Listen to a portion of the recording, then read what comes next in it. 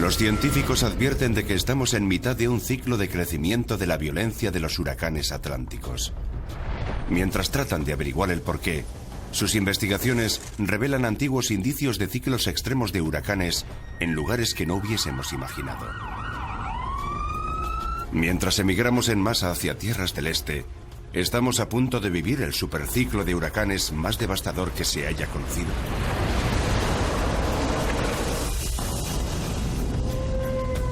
Superhuracanes.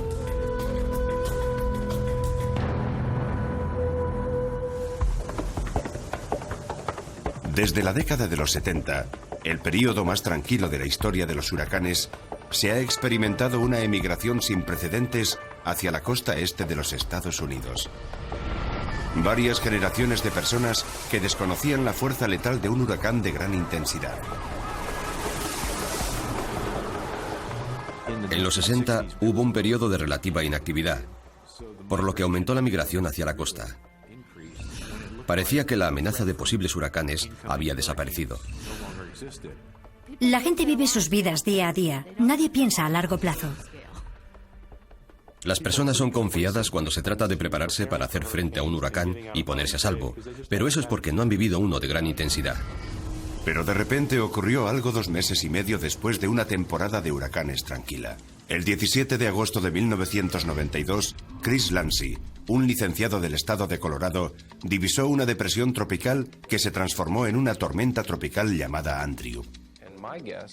Pensé que se desplazaría y que no volveríamos a oír hablar de Andrew. Pero no fue así. A los 5 días, el viento de Andrew alcanzó los 120 kilómetros por hora, un huracán de categoría 1. Al día siguiente alcanzó categoría 4, con rachas de viento de 240 kilómetros por hora. Una rápida intensificación supone el aumento de 2 categorías en un día, pero Andrew aumentó 3 categorías. Se envió el P-3 Orión o cazahuracanes al ojo de Andrew. Su misión consistía en observar y medir la tormenta a medida que se formaba en el cálido océano, para ayudar a los meteorólogos a predecir su curso y así poder saber cuándo hacer sonar la alarma. Muy bien, seguid el rastro de 270. Barry Damiano, controlador aéreo. A veces nos parecemos a un policía persiguiendo a un criminal.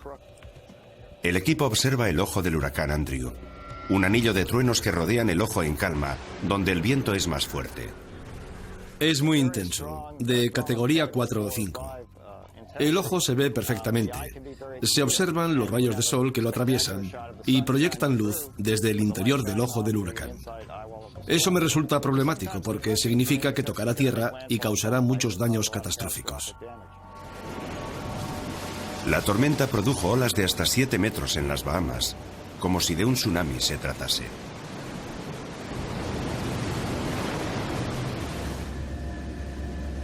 El avión transmite los datos a este edificio de Miami, sede central del Centro Nacional de Huracanes de los Estados Unidos, que forma parte del Servicio Nacional de Meteorología y de la Administración Nacional Oceánica y Atmosférica. Los Estados Unidos están investigando el sistema. Aquí se buscan respuestas acerca del tamaño de los huracanes, su estructura y, lo más importante, hacia dónde se dirigen. Inesperadamente, Andrew se intensificó horas antes de tocar tierra en Florida.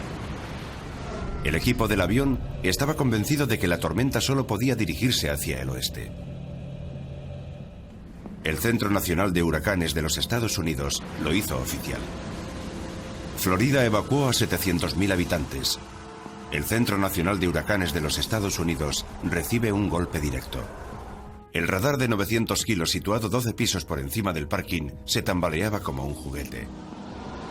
Andrew acabó con 26 vidas y causó pérdidas de 26.000 millones de dólares. El gobierno volvió a estudiar los planes de emergencia y los científicos revisaron sus conocimientos sobre la intensidad de los huracanes. Parecía que hubieran bombardeado el lugar donde me había criado, mi hogar.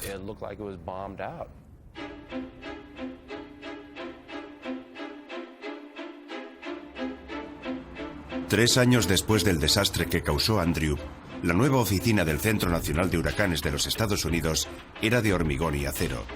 a prueba de inundaciones y vientos fuertes, preparada para el futuro. Hemos observado un fuerte viento. A día de hoy, el doctor Chris Landsea es el encargado de las operaciones. Desde Andrew se han obtenido datos más precisos para futuras tormentas. Las nuevas generaciones de GPS miden los niveles de intensidad del viento en el mar con más precisión. Estos nuevos conocimientos han vuelto a abrir el caso Andrew. Lo que nos indicó el análisis nos sorprendió, porque resulta que en los huracanes más intensos hay vientos más fuertes de lo que pensábamos en la superficie oceánica. Esa es una de las razones por las que hemos vuelto a analizar los huracanes y hemos clasificado Andrew como categoría 5 en vez de 4, basándonos en estos nuevos datos sobre el viento. Tardaron 10 años. La investigación de la intensidad de los huracanes es tan reciente que el Centro Nacional de Huracanes de los Estados Unidos tardó toda una década en reclasificar Andrew con más precisión. Las investigaciones de Landsea han demostrado algo más, un descubrimiento con serias consecuencias, un ciclo mortal de aumento de la actividad de huracanes en el Atlántico que persiste hoy en día. La actividad en el Atlántico ha aumentado. Hay una gran diferencia entre los 70, los 80 y principios de los 90, ya que fueron periodos tranquilos con una media de 1,5 huracanes al año. Durante los últimos 12 años se han producido alrededor de 3 o 4 huracanes importantes al año. Ha habido un gran cambio en el Atlántico. Esta gráfica muestra la diferencia. A la izquierda, 50 años tranquilos con 8 huracanes registrados. A la derecha, un aumento del 250%. Florida, Carolina del Norte y del Sur y Nueva Inglaterra. Los científicos empezaron a hacerse algunas preguntas. En primer lugar, ¿cuál es la causa de esas grandes diferencias de actividad? ¿Son naturales o las provoca el ser humano? ¿Y qué nos espera en los próximos 10 o 20 años? ¿Este ciclo de intensidad y frecuencia de los huracanes del Atlántico es un fenómeno moderno? ¿Se puede asociar al cambio climático? Una manera de averiguarlo es indagar en archivos del pasado, pero hay un problema. Nos olvidamos de una herramienta clave, los satélites. Hasta el año 1966 no contamos con información diaria de los satélites. Es difícil comparar el periodo intenso de actividad actual con el último que se experimentó, porque por entonces no se disponía de esas imágenes de los satélites. Pero los datos de Landsea son demasiado pobres para determinar si estos ciclos son repeticiones de ciclos anteriores. Gobiernos y empresarios temen nuevos azotes de huracanes en la costa este y esperan que la ciencia aporte soluciones. Y piden respuestas a la ciencia, incluso en lugares que no hubiésemos imaginado. En esta ciénaga de Georgia, este climatólogo va en busca de alguna clave. Bajo sus botas puede haber pruebas de antiguos ciclos de superhuracanes que nunca se habían registrado en el corazón de un bosque milenario. Es como el trabajo de un detective. Muchos de los principios en los que nos basamos provienen de estudios forenses. En este caso, el acusado es un huracán. El doctor Henry Grisino Meyer es un dendrocronólogo que ha registrado incendios de hace milenios, patrones climáticos e incluso ha autentificado violines antiguos. No creo que la información que se puede obtener de los anillos de crecimiento de los árboles sea limitada. Pero extraer pruebas de estos anillos sobre antiguos huracanes no es tarea fácil. En 1998 buscó indicios de huracanes, pruebas de la presencia de precipitaciones de huracán en determinados anillos anuales que presentaban diferencias frente a las precipitaciones normales. Pero es imposible averiguarlo únicamente en las propiedades físicas de la madera. Tuvo que aislar las diferencias químicas de la precipitación de huracán para descifrar el código. Tras establecerse en la Universidad de Tennessee, se sigue esperando la respuesta en el laboratorio de isótopos de la doctora Claudia Mora. Cuando Henry empezó a hablar de la posibilidad de un huracán, un indicio singular que se observaba en los anillos de crecimiento de un árbol, pensé que tenía que investigarlo. Mora es una geoquímica que afirma que la huella de un huracán se muestra en la presencia de oxígeno en forma de isótopos de oxígeno. Si se consiguen extraer los isótopos de cada año y medir las diferencias, se podrán averiguar los ciclos de huracanes. Tardamos 1,5 años en recopilar los datos necesarios para poder afirmar que nuestra teoría era cierta. Este tipo de investigación no se había hecho antes. Quizá esta nueva información pueda ayudarnos a remontarnos siglos en la historia de los huracanes, antes de que existieran los satélites, y así las pruebas antiguas de repetición de ciclos nos ayudarán a prepararnos para el futuro. Solo puede ir a peor. Irá a peor porque la intensidad está aumentando. Irá a peor porque la frecuencia aumenta. Pero irá a peor, con toda seguridad, porque hay mucha más gente en peligro. Daños terrestres de mayor categoría. Intensificación repentina. Precipitaciones extremas. Todo esto combinado con un ciclo de tormentas frecuentes. Esta combinación de características podría llegar a formar una supertormenta. Un superhuracán que asolaría la costa atlántica.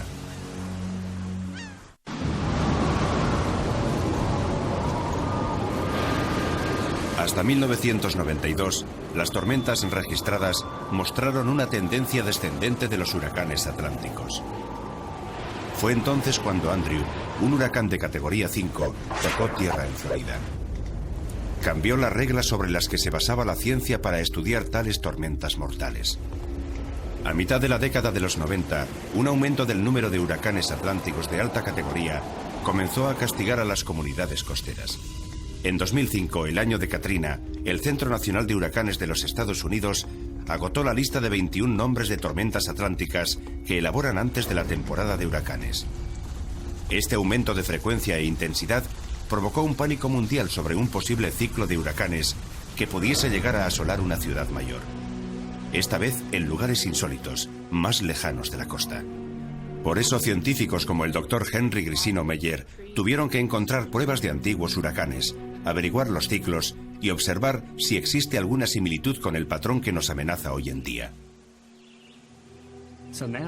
Los anillos de crecimiento de los árboles nos ayudan a aprender de los huracanes del pasado al estudiar dichos anillos a una escala mucho más precisa, no solo del siglo XX, sino también de siglos anteriores. Muchas veces observamos estos anillos y nos muestran información del pasado. Al igual que los forenses, usamos los anillos como huellas dactilares. Comparamos los anillos de crecimiento de árboles vivos con los de árboles muertos. Y así podemos averiguar la edad de estos trozos de madera. Empezaron por el favorito de Grisino Meyers, el abeto, un árbol autóctono que una vez conformó la exuberante vegetación de los bosques de las costas de Carolina del Norte y Carolina del Sur, hasta que la demanda de mástiles y de trementina acabó con ellos. Este árbol es a prueba de huracanes y ha permitido que muchos árboles de su alrededor hayan sobrevivido. Sus amplias raíces absorben agua con rapidez que incorporan a sus capas de crecimiento, produciendo celulosa en el proceso. La composición del oxígeno en el agua de las precipitaciones de un huracán es diferente. Es como si estuviesen bebiendo zumo de huracán. Absorben el agua de las precipitaciones. El árbol utiliza el oxígeno que éstas contienen al producir celulosa. En dicha celulosa encontramos el rastro del huracán en forma de isótopos de oxígeno, la firma química que está buscando Grisino Meyer. Claudia Mora trabaja en equipo con Grisino Meyer para descifrar la historia de los huracanes que se encuentra grabada en la madera. Estamos trabajando con esta pieza. Estamos intentando quitar esto. Estamos buscando la celulosa que se produjo a partir del agua que el árbol absorbió y que lleva la señal de un huracán. Porque el oxígeno se encuentra en muchos materiales, es una herramienta clave para todo buen químico. Grisino Meyer cepilla un anillo catalogado. Mora extrae químicamente la celulosa y la compacta en una pequeña bola que quema con un espectrómetro de masas. Así se separa en dos tipos de isótopos de oxígeno. Uno pesa más que el otro, con diferentes masas atómicas, 16 y 18. La composición de isótopos más ligeros y más pesados en las precipitaciones de huracanes difiere de las precipitaciones comunes. En un huracán se produce una condensación constante de energía. El vapor de agua se eleva, se condensa y forma una nube. Esta nube se transforma en precipitaciones que contienen más isótopos pesados. Deja atrás isótopos más ligeros que continúan circulando en forma de vapor. Si cogiésemos una nube y la escurriésemos, caería lluvia, y la mayor parte del oxígeno 18. Si la apretásemos más, Seguiríamos obteniendo más del 18 que del 16. Pero la cantidad relativa habría variado ligeramente. No quedaría mucho oxígeno 18. Cuando llegue a tierra será muy diferente de las precipitaciones normales. Pasaron 1 año y medio procesando y archivando datos sobre siglos de anillos de crecimiento de los árboles. El día que descubrimos que funcionaba, pensamos, es momento de ponerse manos a la obra. La huella de los ciclos de los huracanes registrados se remonta 4 siglos atrás y revela altos y bajos. Confirma que el ciclo activo de hoy en día puede no ser una anomalía. Los ciclos de huracanes han azotado la costa este una y otra vez, en ocasiones durante toda una década. ¿Pero fueron huracanes? ¿Qué intensidad tenían? Las señales de las precipitaciones nos indican su presencia, pero para conocer su intensidad hay que indagar más. Esto se hundirá en el sedimento y soltará esta pieza. El tapón se quedará arriba y será como poner el pulgar en la parte de arriba de una pajita y volver a subirla. Este equipo busca señales de una antigua oleada de huracanes en el fondo de esta laguna, en Cabo Cod. La ola gigante de una tormenta de huracán es una inundación tipo tsunami que acaba con más vidas que el propio viento. Esta laguna se encuentra a 800 metros del mar. En el fondo hay capas de sedimentos marinos que fueron desplazados por antiguas tormentas. El equipo sumerge artefactos para encontrar pruebas que muestren más información que los anillos de crecimiento de los árboles. Es una operación muy delicada. Desde un aparcamiento cercano, una furgoneta del gobierno controla y dirige un robot llamado Iris. Equipado con sonares, Iris captura imágenes del fondo del lago para que el equipo pueda verlo. Estamos viendo un núcleo que se encuentra en la parte más profunda del lago. Está a unos 6 metros de profundidad. El doctor Jeff Donnelly, del Instituto Oceanográfico Woods Hole de Cabo Cod, dirige la operación. Obtiene datos de los huracanes mediante los sedimentos de tormentas, creando una especie de mapa bélico de la costa este, ampliando los huracanes registrados a miles de años. El viento genera la tormenta empujando grandes cantidades de agua hacia la costa, así que entre ese viento y el de la superficie del agua se produce una gran ola. En este tanque de olas, la marejada llega a la playa y arrastra sedimentos marinos.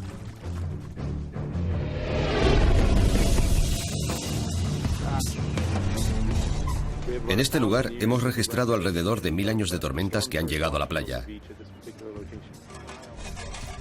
Esta pequeña cápsula es la que nos ayuda a obtener datos de hace milenios.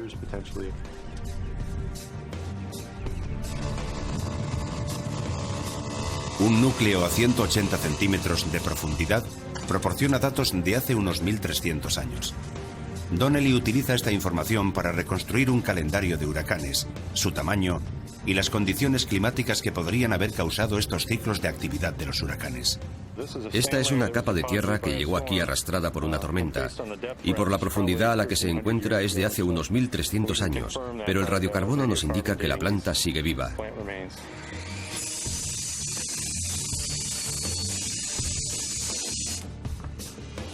Un núcleo de sedimento es como una máquina del tiempo. Sus capas muestran un historial de ciclos de tormentas. Esta es la turba orgánica que hemos encontrado en el pantano.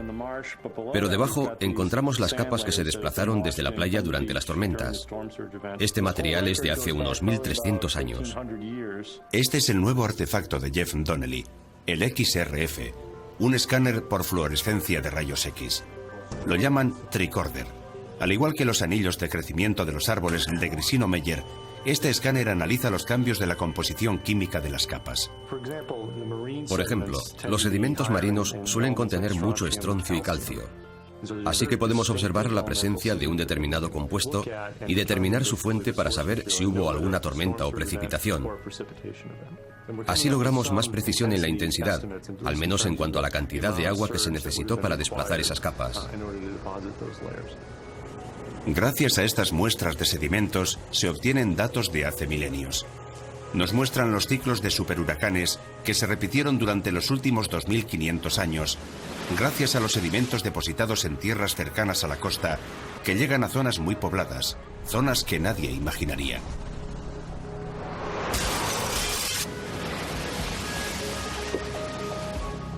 Olas formadas en superhuracanes que azotaron todas las playas, desde Cabo Cod hasta Long Island. A veces estamos trabajando en alguna zona y hablamos con la gente. Les decimos lo que estamos haciendo y creen que estamos locos. Dicen que no es zona de huracanes, que hay tormentas fuertes, pero no huracanes. Pero gracias a la información histórica sabemos que sí ha sido zona de huracanes. Por ejemplo, hubo un huracán en el año 1400 aproximadamente que pasó por toda la costa desde Long Island a Cabo Cod. Este modelo puede recrear y pronosticar los efectos de una tormenta en zonas propensas a inundaciones para realizar un plan de evacuación. El noreste de los Estados Unidos en 1635, 1815, 1938. La zona noreste donde hoy en día 50 millones de personas no han vivido todavía un huracán. El noroeste ha sido muy propenso. Siempre ha estado en el cinturón de huracanes mientras estos se desplazaban por toda la costa este. En concreto, Nueva Inglaterra es muy propensa a sufrir huracanes.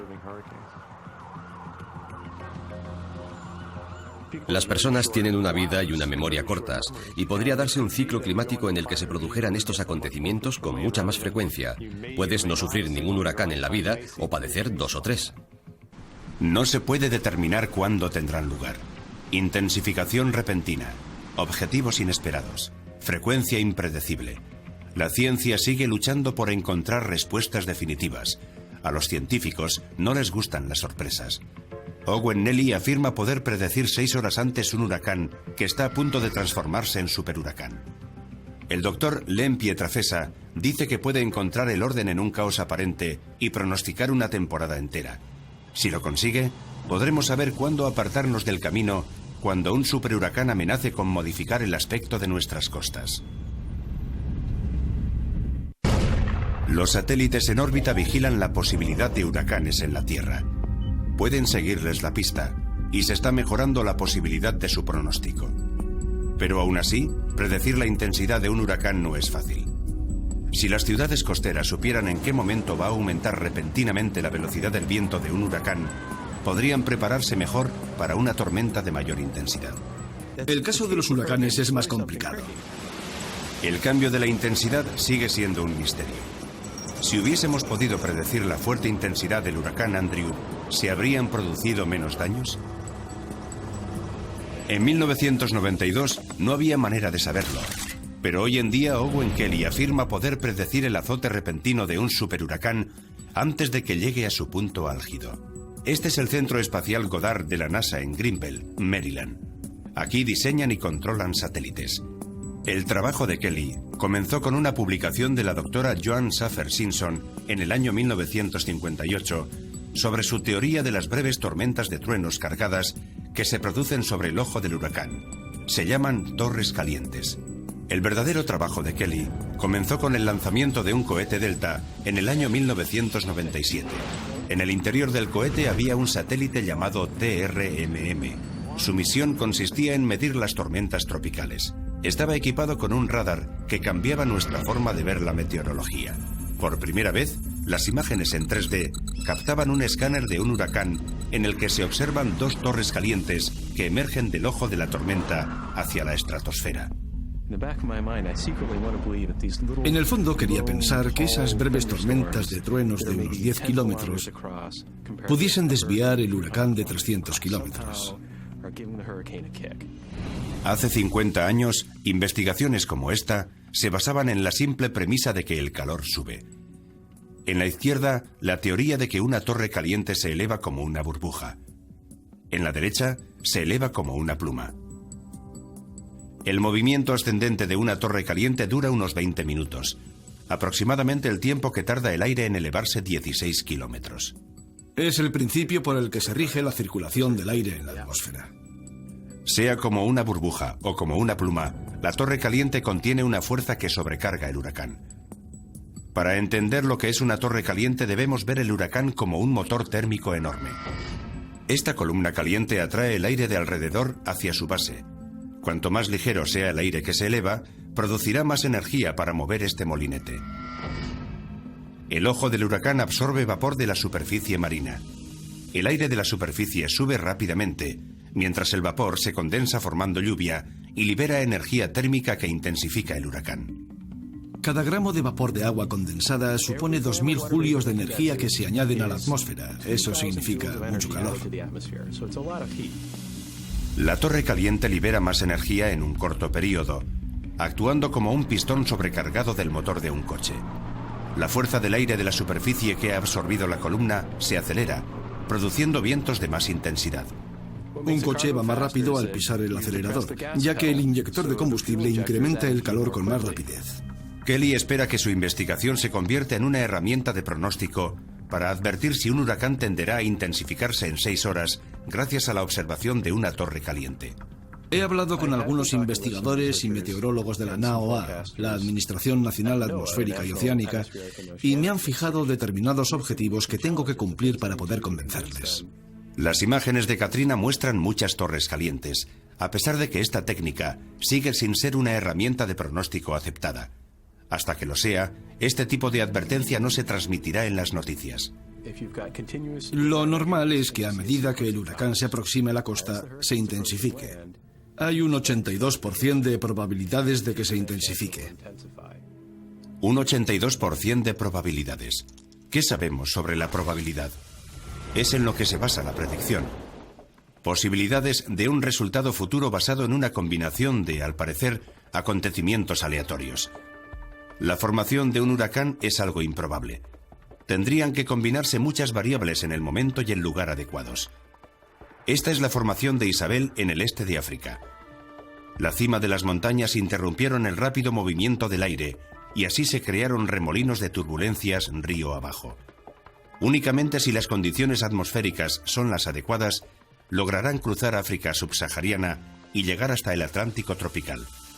Si las condiciones oceánicas son las exactas, se desarrollarán tormentas eléctricas. Si las tormentas se juntan, pueden formar la famosa espiral que caracteriza a un huracán. En este depósito el agua empieza a drenarse.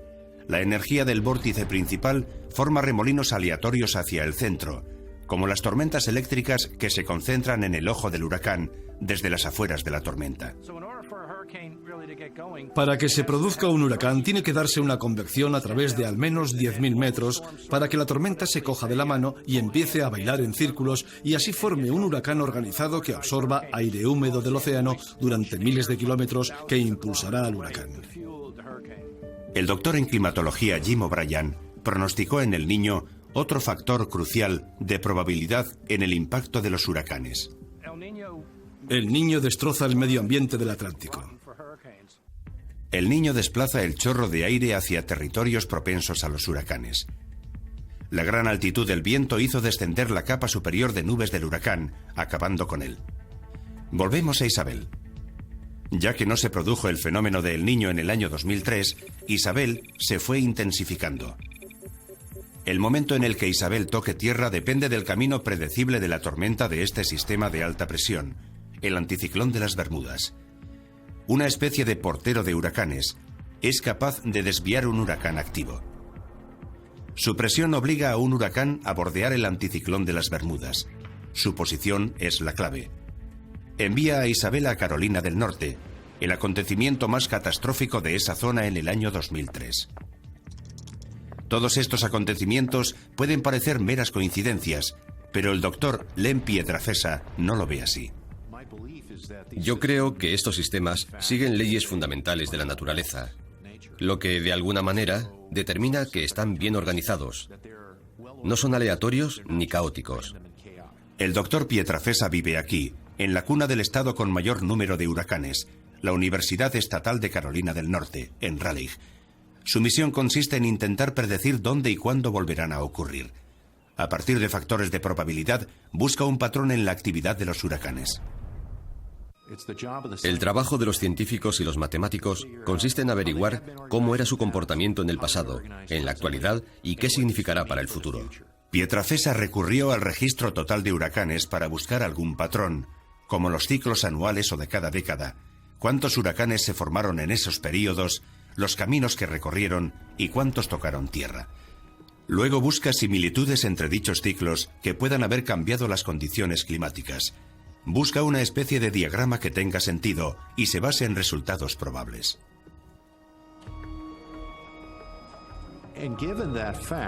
Hemos descubierto que siguen un patrón, que se desplazan en grupos y que siguen una determinada trayectoria según la estación del año, lo que está relacionado con diferentes factores climáticos. Mientras las torres calientes de Owen Kelly nos advertían 6 horas antes de la intensificación de un superhuracán, Pietrafesa pretende adelantar el pronóstico de una temporada de huracanes completa. Anunciamos que se formarían 5 huracanes en el año 2006 y que solo uno tocaría tierra, pero por entonces se consideró un pronóstico ridículo. En 2006 se formaron 5 huracanes y solo uno, Ernesto, tocó tierra. Pietrafesa afirma que aún habrá que esperar unos años para conseguir un sistema perfecto, pero mientras observa la interrelación entre el modelo oceánico y el atmosférico, manifiesta otras preocupaciones. Si seguimos calentando el planeta, sin duda estaremos aumentando las probabilidades de que ocurran fenómenos como este. Pietrafesa ve al planeta como un motor terrestre enorme, con cintas transportadoras de corriente que distribuyen el calor por todo el planeta, un sistema de control climático. La cantidad de energía solar que absorbe la Tierra en un día supera con creces la cantidad de energía diaria que se puede obtener de las reservas de petróleo, gas y carbón de todo el planeta. Sin los sistemas de distribución del calor, los trópicos servirían y las regiones polares serían puro hielo. El huracán es un sistema que elimina calor de los trópicos, una unidad de aire acondicionado que mantiene vivo el planeta. Aquí fuera, en las aguas de las Bermudas, se han obtenido datos alarmantes de las profundidades. Décadas de información marina pueden haber revelado condiciones que están a punto de producir actividad de superhuracanes, como ya ocurrió en el pasado.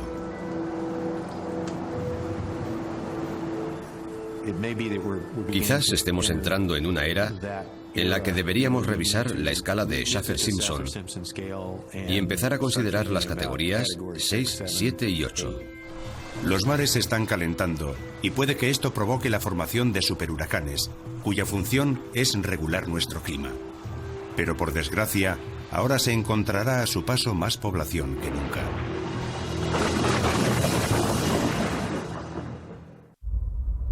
Un ciclo de superhuracanes amenaza con azotarnos de nuevo.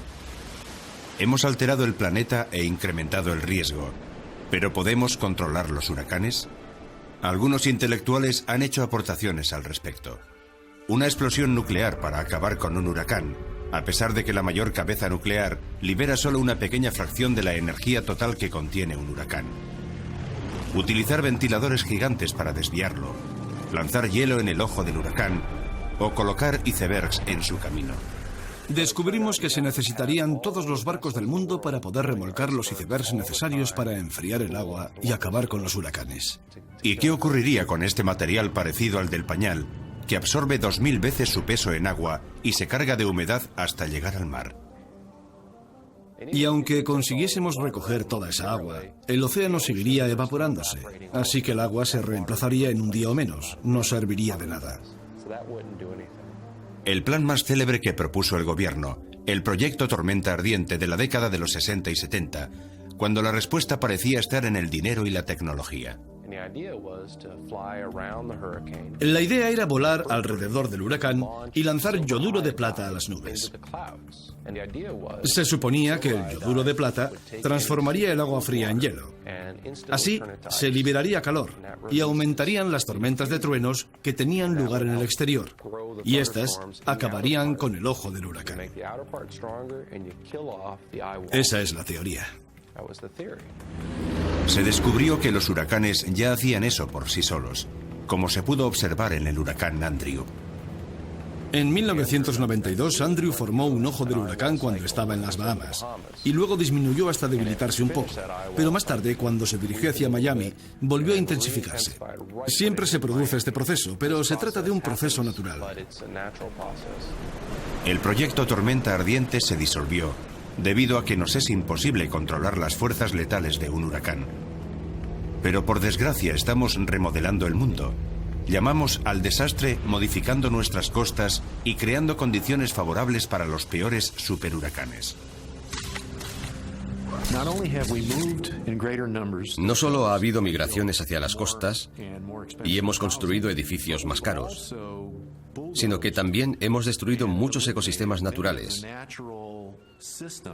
Por ejemplo, los bosques pantanosos de las costas. Los bosques pantanosos de las costas actuaban de amortiguador, protegiendo la tierra de vientos fuertes. Ahora el viento se mueve sin restricciones. El bosque absorbía el agua de las tormentas y disipaba la energía de las olas. Hoy en día ha desaparecido gran parte de esta protección. Las islas que hacían de barrera a la antigua defensa de las costas han perdido efectividad. En este depósito, como en muchas de nuestras costas, los bosques y manglares han desaparecido y las tormentas avanzan. Cuando la ola llega a la costa y se empiezan a cortar las carreteras y a derrumbarse los puentes, es imposible evacuar a la gente. En la Tierra, las costas modificadas son el lugar preferido de las tormentas. Mar adentro, el estado de los océanos determinará las condiciones para que un huracán se dirija hacia la costa o no. Las claves se encuentran cerca de la costa de las Bermudas, a bordo del barco de investigación atlántica. Todos los meses salgo al mar. Eso significa que soy un científico loco. Su misión consiste en recoger muestras de agua de las profundidades cada 2 o 4 semanas, y lo han hecho durante los últimos 53 años. Este es nuestro CTD. Mide la conductividad, la temperatura y la profundidad. De esta muestra de agua se pueden obtener 50 años de información. Un registro de los cambios del océano que puede ayudarnos a saber por qué nos encontramos en un ciclo de superhuracanes. Para que se forme un huracán, la superficie del océano debe estar al menos a 28 grados centígrados. Los científicos observan los cambios de una capa llamada capa mixta, a unos 90 metros de profundidad. Es una observación importante para conocer la actuación de los océanos ante el cambio climático. Nick Bates es un científico experto del Instituto de Ciencias del Mar de las Bermudas. Sus descubrimientos confirman que el calentamiento ha aumentado entre medio y 1 grado en la parte superior del océano durante los últimos 50 años. Una cifra lo bastante alta como para prolongar la temporada de huracanes. En la década de los 50, la capa mixta se calentaba durante 4 meses aproximadamente, pero ahora se ha prolongado a 4 meses y medio. Ahora hay más energía térmica que permite a los huracanes tener más fuerza. Otra clave que nos advierte del calentamiento del océano reside en el fitoplancton.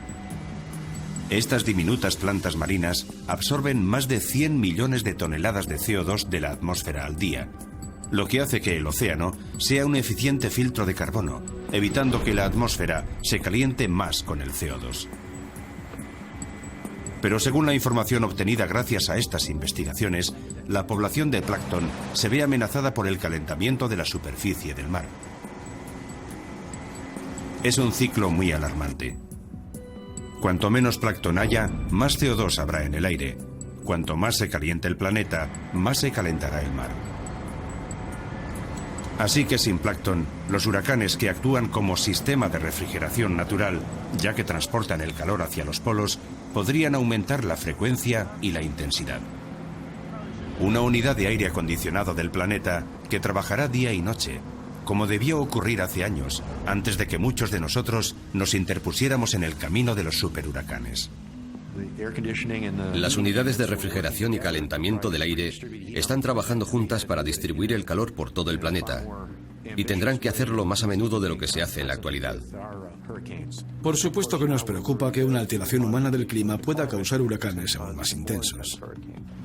Se pueden formar huracanes parecidos a los del pasado, pero pueden llegar a ser más intensos a causa del calentamiento global.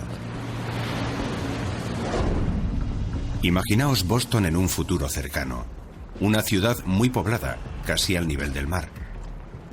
A unos 11.000 kilómetros al este se forman alteraciones en la zona oriental de África. El océano, la atmósfera, la temperatura, la combinación perfecta. Lo que estos ciudadanos consideraban improbable está a punto de ocurrir, como ocurrió en el pasado. Sin querer, los que han contribuido a crear las condiciones favorables para la formación de un superhuracán ahora pueden encontrarse en su camino.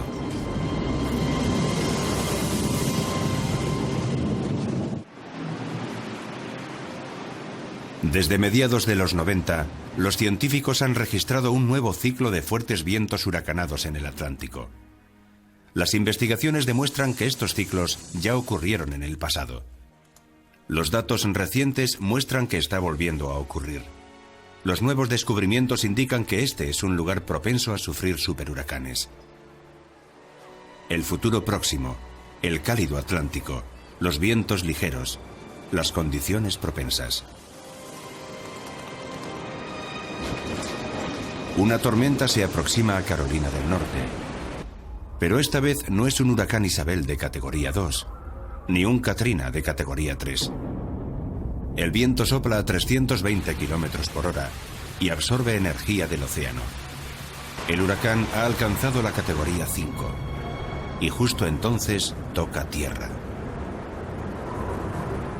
En cuanto golpea el edificio, el aire se introduce y hace volar el tejado como si fuera el ala de un avión.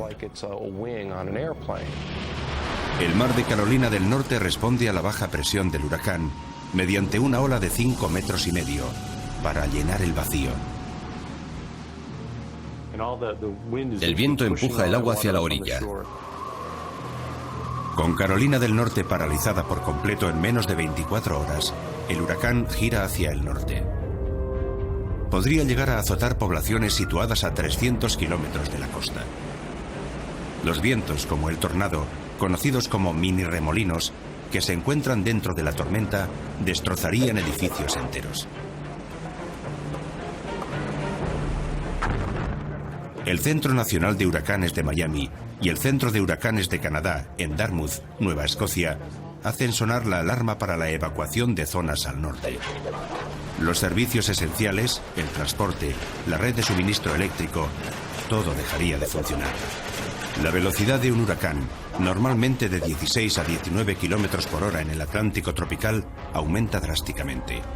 Los vientos de gran altitud arrastran al huracán hacia la costa y la velocidad llega a los 100 kilómetros por hora.